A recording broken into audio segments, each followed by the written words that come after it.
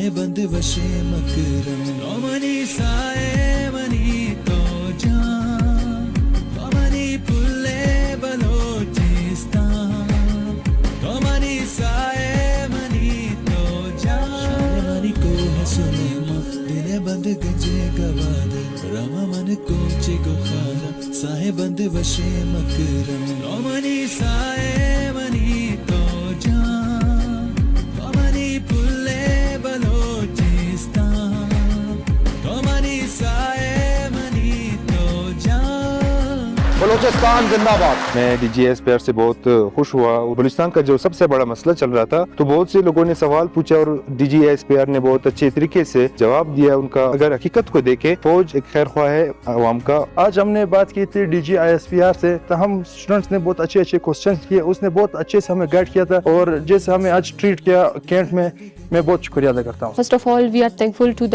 ISPR। हमारा जो है DGSPR से इंटरेक्शन हुआ, जो हमारे मिसकॉन्सेप्शंस थे हमारे प्रोवेंस के अगेंस्ट, इनके बारे में भी आज हमें जो है डिटेल में ब्रीफ किया गया है। हमारा डायरेक्ट इंटरेक्शन हुआ DGSPR के साथ। ISPR को चाहिए कि ऐसे और इवेंट्स रखे जिसमें मिसअंडरस्टैंडिंग्स है और मिसपरसेप्शंस है वो दूर हो।